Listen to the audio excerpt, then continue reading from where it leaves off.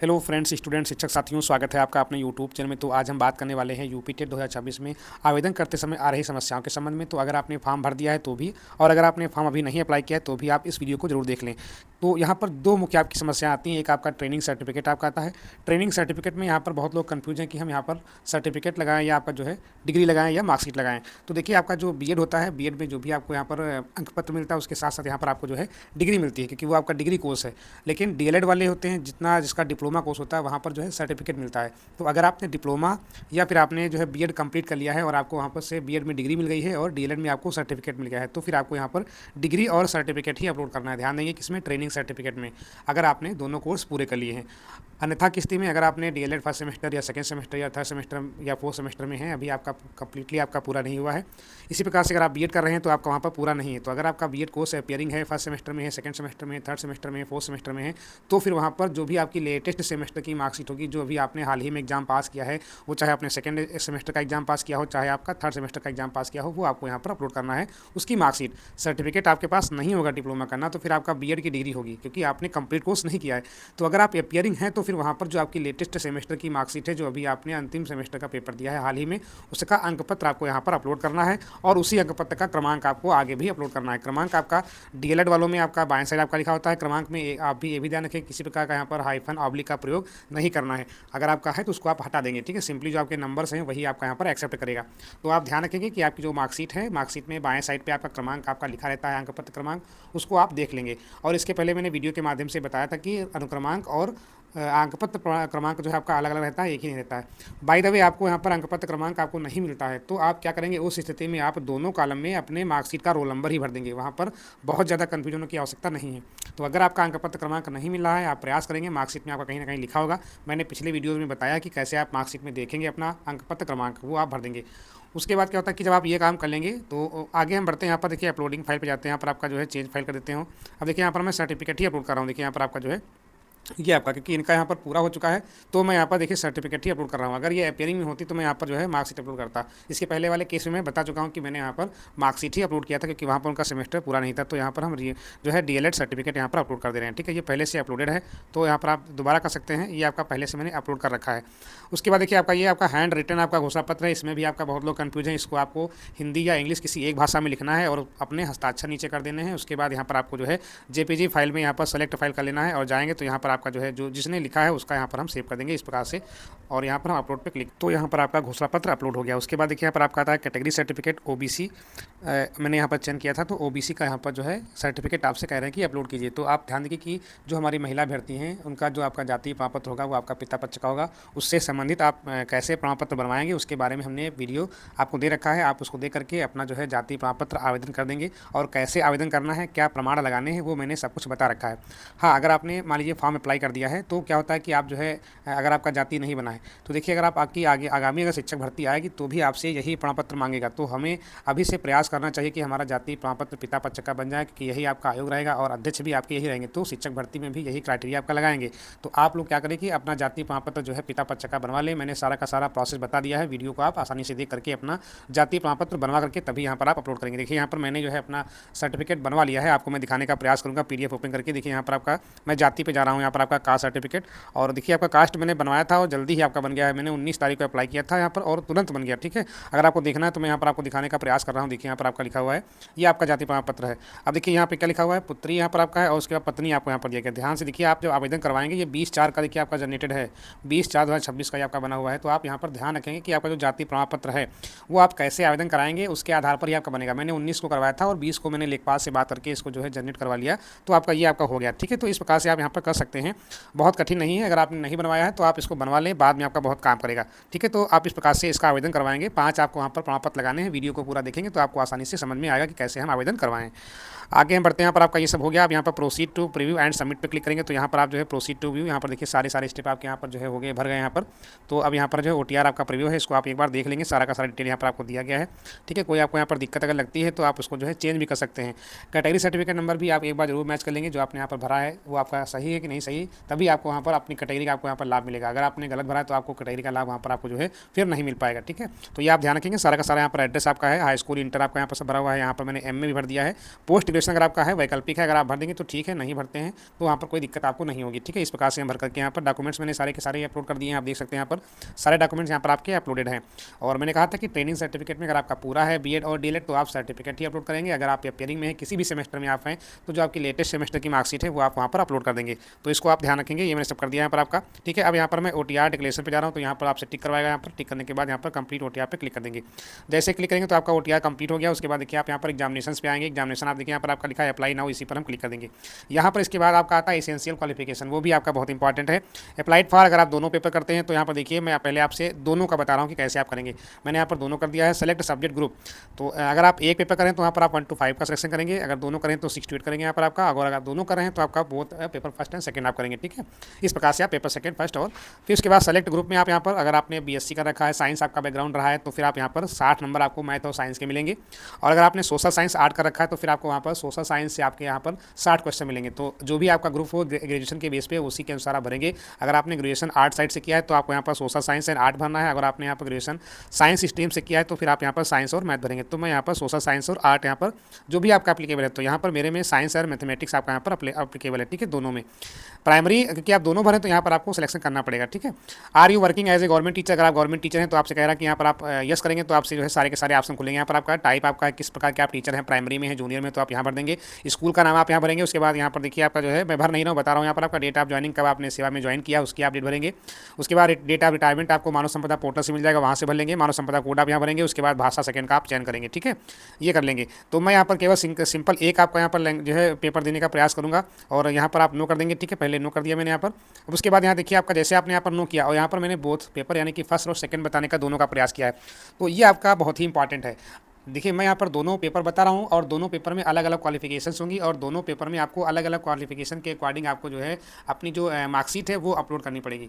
तो देखिए minimum qualification आपकी क्या है, यहाँ पर आपका ग्रेजुएशन है, लेकिन आपका एसेंशियल जो क्वालिफिकेशन देखिए यहाँ पर आपको दिया गया है, ये आपका एसेंशियल क्वालिफिकेशन है कि आप यूपी टेट के फॉर्म में अप्लाई कर सकते हैं कि नहीं कर सकते। उसके लिए आपकी एसेंशियल आवश्यक अर्हता क्या है, वो आपकी योग्यता क्या है, वो आपसे पूछा गया। तो जब भी आप यहाँ पर दोनों पेपर करेंगे तो आपको दोनों पेपर की अर्हता भरनी पड़ेगी। और अगर आप केवल यहाँ पर एक पेपर लेते हैं तो आपको एक पेपर की अर्हता भरनी पड़ेगी। तो मैं ये समझाने का प्रयास कर रहा हूँ, जल्दी से आप समझ लीजिए। ये आप समझ गए कि ग्रुप क्या आपका है, साइंस और मैथ आपका ग्रुप है। अगर आपने बीएससी वगैरह किया है साइंस साइड से और अगर आपने आर्ट से किया तो यहाँ पर आपका सोशल साइंस और आपका यहाँ पर आर्ट आएगा। ठीक है, तो ये आप अपने हिसाब से चयन कर लेंगे। गवर्नमेंट टीचर का हमने बता दिया, यहाँ पे मैंने नो कर दिया है। अब देखिए यहाँ पर एसेंशियल क्वालिफिकेशन को समझते हैं कि क्या है। एसेंशियल क्वालिफिकेशन का मतलब ये हुआ कि आपकी आवश्यक अर्हता इस यूपी टेट फॉर्म में आवेदन करने के लिए या परीक्षा देने में। तो यहाँ पर देखिए आपका स्नातक तो आपका न्यूनतम अर्हता इसमें है, तो इसमें लिखा है विधि द्वारा स्थापित यूजीसी से मान्यता प्राप्त विश्वविद्यालय। अब यहाँ पर कुछ लोग कह रहे हैं कि अगर हम बाहर के विश्वविद्यालय से हैं, किसी अन्य प्रदेश के विश्वविद्यालय से, तो विश्वविद्यालय का वो भी है, वो भी आपका यूजीसी से आपका कनेक्टेड है, मतलब यूनिवर्सिटी ग्रांट कमीशन से आपका वो अफिलिएटेड है, तो वहाँ पर वो भी आपका विधि से प्राप्त है। ठीक है, स्थापित है। तो अगर आपने देखिए क्या कर रखा, अगर आपका स्नातक है और वहाँ पर आपने 2 वर्षीय डिप्लोमा कर रखे हैं या फिर आप उसमें अध्ययनरत हैं, तो आप पहला वाला ऑप्शन टिक करेंगे। ठीक है, पेपर 1 के लिए यहाँ पर अभी ये प्राइमरी क्लास पेपर 1 की बात हो रही है, तो अगर आपके पास ये है तो आप ये करेंगे। और एक बात ध्यान रखिए, जो लोग डीएलएड वाले हैं वो क्या करेंगे कि डीएलएड का सर्टिफिकेट आगे यहाँ पर हम अपलोड कर देंगे, ट्रेनिंग सर्टिफिकेट, और दोनों पेपर हम उसी डीएलएड की डिग्री से भर देंगे। आप कुछ लोग कह रहे हैं कि हम सर फर्स्ट सेमेस्टर में, तो अगर आप फर्स्ट सेमेस्टर में तो आप एलिजिबल नहीं है फॉर्म देने के लिए। अगर आपका एन करके मतलब नॉट अवेलेबल करके अगर आप फॉर्म भर दे रहे हैं, अगर आपका फॉर्म भर जा रहा है तब भी आपका वो आगे मान्य नहीं होगा। कम से कम आप 1 सेमेस्टर क्वालिफाई करिए हो तभी आप यहाँ पर एलिजिबल हैं फॉर्म भरने के लिए। वैसे तो आपका 1 साल माना जाता है कि आपके 2 सेमेस्टर होंगे तभी आपका यहाँ पर एलिजिबल माना जाएगा। तो ये आप यहाँ पर ध्यान रखेंगे। तो हमने क्या किया, और जो बीएड वाले किए हैं वो लोग केवल 6 से 8 वाला भर सकते हैं, वो फिर प्राइमरी वाला अप्लाई नहीं कर सकते हैं सुप्रीम कोर्ट के आदेशानुसार। तो अगर आप दोनों कोर्स किए हैं, डीएलएड भी किए हैं और बीएड भी किए हैं, तो आप वहाँ पर डीएलएड से ही अप्लाई कीजिए। अप्लाई करेंगे तो आपके दोनों प्राइमरी और जूनियर दोनों आपके हो जाएंगे। ठीक है, तो यहाँ पर आप बीएड फिर ना दिखाएं। अगर आप दिखाएंगे बीएड वाला तो फिर आप केवल वहाँ पर जो है आप जो है वहाँ पर अपना 6 to 8 वाला ही भर सकते हैं। तो ट्रेनिंग सर्टिफिकेट में आप अगर दोनों आपके पास हैं तो फिर आप वहाँ पर डीएलएड वाला ही अपलोड करें। उसके बाद आप यहाँ पर अलग अलग अर्हता का चयन कर लेंगे। अगर आपने स्नातक परीक्षा होती है कि आपका दूरस्थ शिक्षा विधि से आप प्रशिक्षित स्नातक शिक्षा मित्र होगा, द्विवर्षीय बीटीसी में प्रविष्ट अध्ययन यहाँ पर आपका है। दूरस्थ विधि से अगर आप यहाँ पर स्नातक शिक्षा मित्रों का द्विवर्षीय आपका है तो आप यहाँ पर ये अप्लाई करेंगे। ठीक है, शिक्षा मित्रों के लिए आपका यहाँ पर दिया गया है। ठीक है, ध्यान रखेंगे। फिर आपका स्नातक परीक्षा होती है राष्ट्रीय अध्यापक शिक्षा परिषद द्वारा, यहाँ पर आपका है 2 वर्षीय डिप्लोमा डीएड है और भारतीय पुनर्वास परिषद से अगर आपने किया है यहाँ पर आपका कोई 2 वर्षीय डिप्लोमा, तो आप यहाँ पर तीसरे कॉलम का चयन करेंगे। ठीक है, इसको ध्यान रखेंगे। उसके बाद यहाँ पर आपका है, अगर आपका यहाँ पर स्नातक तथा उत्तर प्रदेश में संचालित राष्ट्रीय विद्या परिषद द्वारा मान्यता प्राप्त विशिष्ट बीटीसी प्रशिक्षण में प्रविष्ट हैं, अध्ययनरत हैं या फिर आपने उत्तीर्ण कर लिया है तो फिर आपका जो है ये करेंगे। अगर आप विशिष्ट उर्दू बीटीसी से हैं यहाँ पर आपका तो फिर आप ये चयन करेंगे। अलीगढ़ मुस्लिम विश्वविद्यालय में आपका डिप्लोमा इन टीचिंग आपका है तो आप इसका चयन करेंगे। ठीक है, अलीगढ़ मुस्लिम यूनिवर्सिटी में आपका मुअल्लिम में उपाधि की उपाधि है तो यहाँ पर आप ये आपका करेंगे। ठीक है, न्यूनतम 50% अंकों के साथ इंटरमीडिएट, ये आपका इंपॉर्टेंट है, बहुत लोगों पर आपका लागू होगा ये। 50% आपके इंटर में नंबर हो और उसके समकक्ष 4 वर्षीय प्रारंभिक शिक्षा में स्नातक मतलब BLED bachelor of elementary education, वो लोग यहाँ पे टिक करेंगे। ठीक है, तो मेन आपका ये आपका लास्ट वाला मेन आपका है और जो आपके ऊपर के आपके यहाँ पर 2 हैं ये वाला मेन आपका है। ठीक है, तो जो आप में एप्लीकेबल हो वही आप भरेंगे। अगर आप दूसरे राज्य से हैं तो भी आप यहाँ पर, तो मैं यहाँ पर मेरे केस में यहाँ पर आपका है NCT से आपका यहाँ पर जो है DLED आपका जो चला हुआ है और B.Ed आपका है, BA आपका यहाँ पर स्नातक है यानी कि BSc या BA। तो ये आपका प्राइमरी का होगा और प्राइमरी में जो आप भरेंगे यहाँ पर तो आपसे कहता है कि आपका यहाँ पर बोर्ड वाइज यूनिवर्सिटी क्या है, तो आप यहाँ पर परीक्षा नियामक प्राधिकारी, मतलब ये हुआ कि अगर आप DLED किए हुई हैं तो आप यहाँ पर परीक्षा नियामक प्राधिकारी ही भरेंगे। और अगर आपने यहाँ पर जो है B.Ed का रखा है तो आपका कॉलेज नहीं, आपके कॉलेज का जो संबद्धता है किसी विश्वविद्यालय से, वो आपका चाहे लखनऊ विश्वविद्यालय हो, चाहे आपका काशी हिंदू विश्वविद्यालय हो, चाहे आपका जो है गोरखपुर विश्वविद्यालय हो, अलग अलग आपकी यूनिवर्सिटी है तो आप वहाँ पर भरेंगे। मैं यहाँ पर DLED के भर रहा हूँ तो यहाँ पर परीक्षा नियामक प्राधिकारी प्रयागराज UP आप भर देंगे यहाँ पर। उसके बाद सेलेक्ट स्टेटस पे जाएंगे तो यहाँ पर आपका आता है परसुइंग या पास्ड। अगर आप पास्ड हैं तो आपसे देखिए यहाँ पर आपसे कहता है कि यहाँ पर आपका जो है डेट ऑफ कंप्लीशन आप भरिए मार्कशीट का, मतलब कब आपने यहाँ पर पास किया है वो आप भरेंगे। अगर आप दिखाते हैं परसुइंग है तो आपका फिर आता है कि एक्सपेक्टेड डेट ऑफ कंप्लीशन की आपका ये कब तक पूरा हो जाएगा, तो आप जैसे रिजल्ट आने वाला है या परीक्षा होने वाली है तो आप उसका 2 महीना बढ़ा करके भर दीजिए कि आपका इस महीने में या जून में या जुलाई में, कोई आप डेट यहाँ पर चेक कर लें, कोई आपका मैंडेटरी नहीं है कि आपका डेट फिक्स ही हो, एक्सपेक्टेड डेट यहाँ पर आपको दिया गया है। ईयर स्टेटस यहाँ पर अगर आपके फर्स्ट सेमेस्टर में है DLED में, सेकंड सेमेस्टर में तो आप यहाँ पर फर्स्ट ईयर करेंगे, और अगर आप थर्ड सेमेस्टर में या फोर्थ सेमेस्टर में है किसी B.Ed या DLED में तो आप यहाँ पर अदर देन फर्स्ट ईयर करेंगे। तो मेरे केस में अदर देन फर्स्ट ईयर में बता रहा हूँ आपको अपेयरिंग। फिर आता है पेपर सेकंड में यहाँ पर आपका एसेंशियल क्वालिफिकेशन, इसको भी आप समझ लेते हैं विधिवत। ठीक है, जो यहाँ पर आप अप्लाई करेंगे वही आपको उसी का अंक पत्र मांगेगा आपको अपलोड करने के लिए। जैसे मैंने यहाँ पर शुरुआत में डिप्लोमा किया है तो जब आप डिप्लोमा से दोनों भरें तो दोनों में आप एक ही मार्कशीट यहाँ पर अपलोड करेंगे। अगर आप जो है प्राइमरी से आप DLED भर रहे हैं और जूनियर से आपका यहाँ पर B.Ed कर रहे हैं तो आप फिर जो अलग अलग यहाँ पर, लेकिन अलग अलग आप ना करें। अगर आप B.Ed हैं तो आप सिंपली 6 से 8 वाला भर सकते हैं, प्राइमरी आप नहीं भर सकते हैं। अगर आपने दोनों कोर्स किया है तो आप DLED से भरें। मैंने पहले ही बताया कि आप दोनों फॉर्म एक साथ भर सकते हैं, इसके माध्यम से DLED के माध्यम से। तो यहाँ पर देखिए आपका अलग अलग दिए गए हैं, यहाँ पर आपका स्नातक है प्लस आपका DLED है, तो मेरे में यही अप्लाई है। अगर आपने B.Ed किया है तो आप B.Ed किए हैं तो केवल 6 से 8 भर सकते हैं, तो यहाँ पर देखिए आपका B.Ed वाला ऑप्शन है, सेकंड नंबर आप चयन करेंगे। अगर आपका न्यूनतम 50 अंक के साथ स्नातक है और अगर आपका न्यूनतम 45 के साथ आपका है, मतलब कुछ छूट आपको मिली थी उसके बाद आपने B.Ed किया है तो आप यहाँ पर ये भरेंगे। तो ये भी आपका ग्रेजुएशन का भी आपका परसेंटेज देखना है 50 है कि 45 है। ठीक है, फिर आपका है भारतीय पुनर्वास परिषद वाला आपका दिया गया है। फिर आपका देखिए यहाँ पर आपका है, यहाँ पर आपका B.Ed है, B.Ed में प्रविष्ट है, BSc है यहाँ पर आपका है, ये आपको दिया गया है। 4 वर्षीय आपका कोर्स होता है B.Ed, इसको बोलते हैं इंटीग्रेटेड कोर्स बोलते हैं। अगर आपका इंटीग्रेटेड है तो मैंने कहा था पहले भी, स्नातक में और ट्रेनिंग सर्टिफिकेट में आप दोनों सेम ही भरेंगे यहाँ पर आपका, ये भी आपको ध्यान देना है।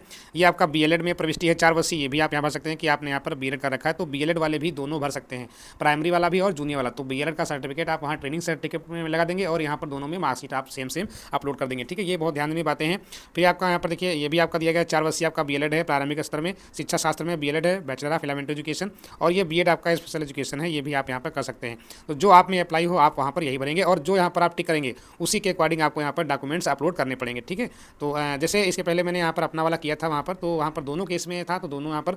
अब जैसे आप इसको आगे बढ़ेंगे यहाँ पर भी आपको पूछता है कि बोर्ड और यूनिवर्सिटी क्या है, तो आप यहाँ पर जिस यूनिवर्सिटी से आपका B.Ed है उसके जैसे आपका कोई कॉलेज है तो उसका विश्वविद्यालय होगा, उस विद्यालय का नाम भरेंगे यहाँ पर। अगर आप DLED किए हैं तो आपको यहाँ पर UP से अगर आप हैं तो वहाँ पर परीक्षा नियामक प्राधिकारी आपका प्रयागराज UP, या फिर इंग्लिश में एग्जामिनेशन रेगुलेटरी अथॉरिटी UP आप यहाँ पर भर देंगे।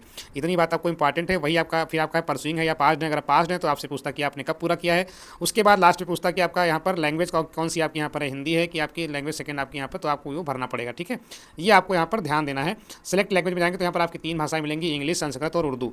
तो इसमें से आप कोई भी आप चयन कर सकते हैं। तो अगर आप संस्कृत करते हैं संस्कृत करेंगे, नहीं तो आप जो है इंग्लिश या फिर उर्दू। तो इस प्रकार से यहाँ पर आप भरेंगे। तो मैंने यहाँ पर क्या किया कि मुझे एक ही यहाँ पर भरना है पेपर, तो मैं एक यहाँ पर भर करके आपको बताने वाला हूँ कि कैसे हम यहाँ पर करेंगे। ठीक है, वो आप यहाँ पर ध्यान देंगे। तो मेरे केस में यहाँ पर आपका जो है पेपर बोथ यहाँ पर नहीं भरूंगा मैं, यहाँ पर केवल पेपर फर्स्ट भरने वाला हूँ केवल।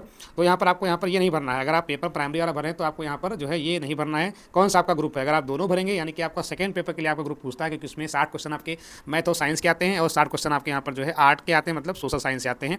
तो आर यू वर्किंग है गवर्नमेंट टीचर, यहाँ पर भी मेरा नो है। ठीक है, तो ये आप कर देंगे यहाँ पर। फिर उसके बाद विधि द्वारा स्थापित यहाँ पर आपका एसेंशियल क्वालिफिकेशन है प्राइमरी के लिए, तो यहाँ पर मेरे केस में यहाँ पर स्नातक आपका दिया गया है और मेरा कंप्लीट है। ठीक है, तो यहाँ पर मैं डाल देता हूँ। यहाँ पर आपका जो है यहाँ पर लिखा है बोर्ड यूनिवर्सिटी, यहाँ पर आपका दिया गया है कौन सा है, तो यहाँ पर आप भरेंगे परीक्षा नियामक प्राधिकारी। क्या भरेंगे यहाँ पर आप, परीक्षा नियामक प्राधिकारी परीक्षा नियामक प्राधिकारी प्रयागराज यूपी आप कर देंगे यहाँ से।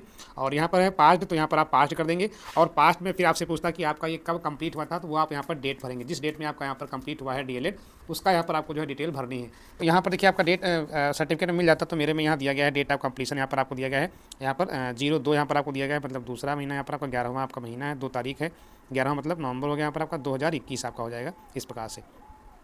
उसके बाद यहाँ पर आपका सेकंड लैंग्वेज है, तो मैं यहाँ पर संस्कृत का चयन कर लेता हूँ, फिर आप यहाँ पर सेव एंड नेक्स्ट पे क्लिक कर देंगे। ठीक है, जैसे ही हमने वहाँ पे सेव एंड नेक्स्ट किया, तो जो हमने यहाँ पर अप्लाई किया है, मतलब जो भी हमने यहाँ पर एसेंशियल क्वालिफिकेशन दिया है, उससे संबंधित आपको यहाँ पर पीडीएफ अपलोड करनी है। और यहाँ पर लिखा है 2 वर्षीय डीएलएड हमने यहाँ पर चयन किया है, तो ये प्राइमरी स्तर का है, मैंने यहाँ पर केवल एक स्तर लिया है प्राइमरी स्तर। अगर आप दोनों लेते हैं जूनियर स्तर, तो जो भी आप वहाँ पर अर्हता भरे हैं, मतलब ये हुआ कि जो आपने वहाँ पर चयन किया है, अगर आपने बीएड वाला जो है चयन किया है, तो आपको बीएड की यहाँ पर मार्कशीट अपलोड करनी होगी। और अगर आपने डीएलएड चयन किया है, तो आपको यहाँ पर डीएलएड की मार्कशीट आपको यहाँ पर भरनी पड़ेगी। एक बात और ध्यान दिए कि अगर आपने दोनों में जो है यहाँ पर डीएलएड के माध्यम से भरा है, तो दोनों में आपको यहाँ पर 2 बार पीडीएफ मांगता है, एक तो आपका प्राइमरी के लिए मांगेगा, एक आपका दूसरा मांगता है किसके लिए, आपका जूनियर के लिए। तो दोनों में आपको सेम आपको जो है डीएलएड की मार्कशीट आपको अपलोड करनी है, जो भी आप सेमेस्टर की मार्कशीट अपलोड करना चाह रहे हैं, जो आपका लेटेस्ट सेमेस्टर है वो आप ध्यान देंगे। और अगर आपका पास आउट आप हैं, तो आप फिर जो पास आउट के बाद जो 4th सेमेस्टर की आपकी मार्कशीट आती है, वो आप वहाँ पर अपलोड करेंगे। ध्यान रखेंगे कि जो भी आप अपेयरिंग हैं, तो आप लेटेस्ट सेमेस्टर, मतलब जो आपने हाल ही में सेमेस्टर दिया है, जिसका आप एग्जाम पास किए हुए हैं, जिनके में बैक लगी है, तो वो जिस सेमेस्टर का पास कर चुके हैं उसका आप भर दें, कोई दिक्कत नहीं वहाँ पर है। लेकिन अगर आप बैक वाला भरेंगे, तो आप फिर वहाँ पर पास आउट नहीं माने जाएंगे। तो आप जो बैक लगा है उसके पहले जो आपका सेमेस्टर है, उससे आप अप्लाई कर दें, कोई दिक्कत आपको नहीं होगी। तो ये आपको ध्यान रखना है कि अगर हम दोनों एक ही से भरते हैं, डीएलएड से भरते हैं, तो 2 बार हमको यहाँ पर उसी मार्कशीट को यहाँ पर अपलोड करना होगा। तो मैं यहाँ पर सेलेक्ट फाइल पे जा रहा हूँ, यहाँ पे लिखा भी आपका है अपलोड योर फाइनल मार्कशीट, यहाँ पर आपको यहाँ पर अपलोड करनी है। अगर आपकी फाइनल है तो, या फिर आपको डिग्री सर्टिफिकेट आपको यहाँ पर अपलोड करना है, ऑब्लिक आपको दिया गया है, डिग्री सर्टिफिकेट भी यहाँ पर आप अपलोड कर सकते हैं। और अपलोड योर फाइनल मार्कशीट यहाँ पर आप जो है, क्योंकि अंकपत्र का यहाँ पर आप भर रहे हैं ना प्रमाणन, उसी का प्रमाण है, तो यहाँ पर दोनों केस आप कर सकते हैं। डिग्री भी आप यहाँ पर लगा सकते हैं और अपनी मार्कशीट भी लगा सकते हैं, ये भी आपको यहाँ पर दोनों दिया गया, ऑब्लिक में है, एक आप कर सकते हैं। तो मैं यहाँ पर जो है क्लिक है तो सिलेक्ट पीडीएफ पे जा रहा हूँ, यहाँ पर आपका जो है, और ये आपकी यहाँ पर मार्कशीट जो है 4th सेमेस्टर की है, तो मैं यहाँ पर इसी को कर दे रहा हूँ, मार्कशीट को ही कर दे रहा हूँ। अब यहाँ पर देखिए, यहाँ पर आपका अपलोड मार्कशीट में मैं यहाँ पर क्लिक दे रहा हूँ, तो आपका यहाँ पर अपलोड हो जाएगा। तो आपका इस प्रकार से जो है यहाँ पर लिखा है डॉक्यूमेंट अपलोड सक्सेसफुली, तो आप यहाँ पर अपलोड कर देंगे। अगर आप जो है दोनों से भरते हैं, तो आपको दोनों बार वही मार्कशीट या डिग्री सर्टिफिकेट आपको अपलोड करना है। यहाँ पर मार्कशीट की बात की गई कि जो आपका फाइनल मार्कशीट वो भरेंगे, जो आपके चारों सेमेस्टर हो गए हैं वो भरना। अगर आपके चारों सेमेस्टर नहीं हुए, अगर आप अपेयरिंग में हैं, तो आपको यहाँ पर लेटेस्ट मार्कशीट आपको यहाँ पर अपलोड करनी है। डिग्री आपको नहीं मिली होगी, तो आप यहाँ पर मार्कशीट अपलोड कर सकते हैं लेटेस्ट वाली। तो आप इसको देखना चाहें तो यहाँ देख सकते हैं, मैंने यहाँ पर मार्कशीट ही अपलोड की है। अब हम यहाँ पर प्रोसीड टू प्रीव्यू पे क्लिक करेंगे। तो देखिए आपका यहाँ पर सब डिटेल्स आपके यहाँ पर प्रोसीड टू प्रीव्यू आपका यहाँ पे आ जाएगा, सब आपका यहाँ पर भरा हुआ है। क्वालिफिकेशंस आपकी क्या है, यहाँ पर आपका ईयर क्या है, आपका यहाँ पर सब आपको यहाँ पर दिया, किस ईयर में आपने पास किया, सब कुछ आपको यहाँ पर दिया गया है। ठीक है, इस प्रकार से आप भर सकते हैं सब कुछ।